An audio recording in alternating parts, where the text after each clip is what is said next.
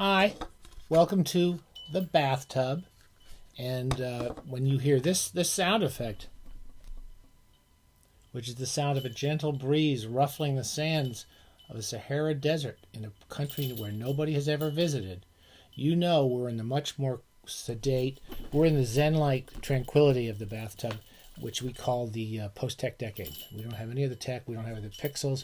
We don't bring in the CGI. We got none of that stuff. We got none of those clever, we don't have fonts. We don't have fonts here at the bathtub. That's how natural, 100% natural we are now. With pure mountain water, doing this in the light of natural light, and we even have a natural parakeet popping around, and Lucky's hiding in the closet.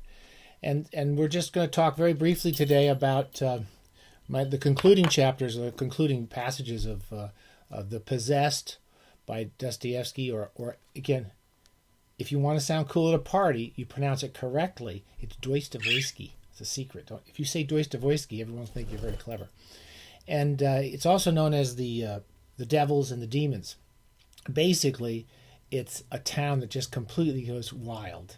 I'm trying to think. It's sort of almost like, what is that? I never saw those movies. The Purge movies or something, where everyone goes crazy, and it kind of has a little of that in it. The idea is that this kind of staid, middle class, liberal town, which likes to think it's very liberal and politically correct, is invaded by these kind of nihilists who just all they care about is power and causing trouble, and they don't really even seem to have a political agenda except to really they want to burn everything down, and they come kind of close to burning it down. So the Furies, the demons, the Possessed. I like the Possessed just because I like this edition. Dodo, shut up. And I just, again, we didn't talk a lot about it. It was basically a few things we didn't talk about, which was that the book was based, Dostoevsky, who had a kind of radical youth, and we talked a bit about Joseph Frank's wonderful biography of him, and then was he was basically told he was going to be killed, and the very last minute, they commuted his sentence, and it kind of freaked him out. And he went to live in a prison colony for years, and really kind of began to feel an affection for just the worst people, the most politically incorrect, just criminals and creeps and psychopaths. And some of the most gentle, his most loving pictures of some of the characters he meets are some of the craziest. And that's sort of true in The Possessed, where some of the most horrible people, like Fedka, the criminal, and who's basically a murderer, and even Stavrogin, who is the most immoral character anywhere, probably and possibly in contemporary literature. All these characters are people who gain or receive the most affectionate treatment, or not affectionate, fair treatment. He treats them like people who are complicated and cannot be dismissed as simply awful people. It's part of the charm of Dostoevsky, Doistuh-voysky. This was based on a real murder at the time, the 1870s, among some people who were not nihilists so much as just they were radicals.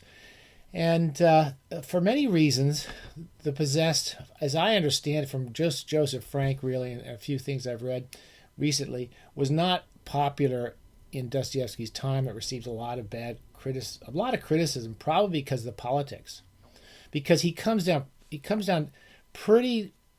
He satirizes the old guard, the liberals, like Turgenev. And Turgenev, in that kind of class of liberals who were basically kind of well-off, landowners who believed the serfs should be freed, and didn't want to go much further than that as far as Dostoevsky was concerned. And then the real rabble, the real angry people who are coming along wanted to actually take down the whole society and just rebuild it, and who were atheists. Because Dostoevsky develops this kind of, in this book, it's very clear, sort of an affection for Christianity. Someone reminded me on our page here that Turgenev called Dostoevsky the meanest Christian he ever met, which sounds kind of right. But anyway, he was very interested in the notion of compassion and forgiving people, and the idea of forgiveness comes out very strong in The Possessed, because the characters, almost everyone comes to a pretty horrible end in this book, as these nihilists come in and basically they want to kind of burn everything down, and they've insinuated themselves into all the proper society. The two worst of the crowd, Stavrogin, who's the most interesting character, is the son of one of the most wealthy people in the area, and the other one is Peter Verkhovensky, who is a mean little bastard. And his father is this kind of gentle, tutor, liberal poet and philosopher who everyone kind of treats with kind of this kind of reverence. When he was young, they treated him that way, and now they treat him as an old fart. The closing chapters are kind of funny and sad at the same time, which is where they have two big events. One is going to be this literary salon, where there's a fancy, some well-regarded poet and writer called Karamazov, not Karamazov, but Karamazov, who is supposedly based on Turgenev, and is quite a silly, ridiculous character in the book. And he comes, and they like to make fun of him. And then Stepan Verkhovensky, the old liberal philosopher, he gets up and talks, and the party gets infiltrated by all this rabble that they brought in to kind of tear the city down, and they're just insulting him and making fun of him.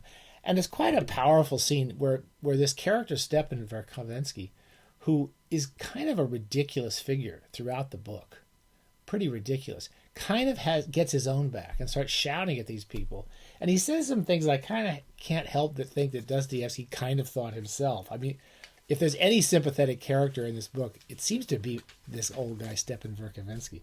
And at one point he starts shouting at them. They're calling him an agent provocateur.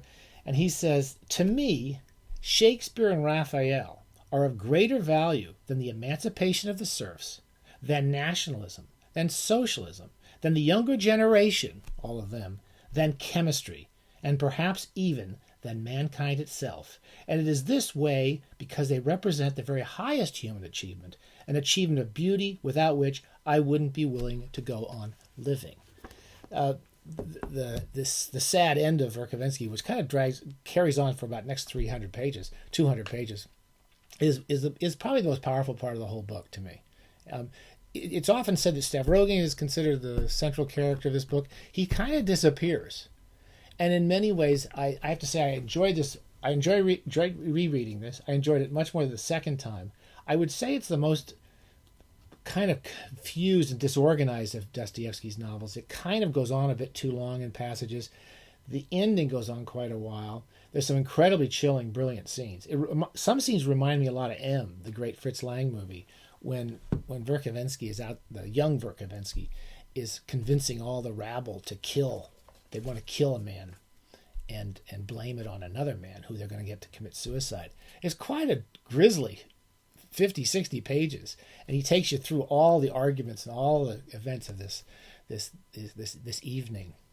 And then, I don't want to tell you too much more than that, except Stavrogin kind of vanishes from the book.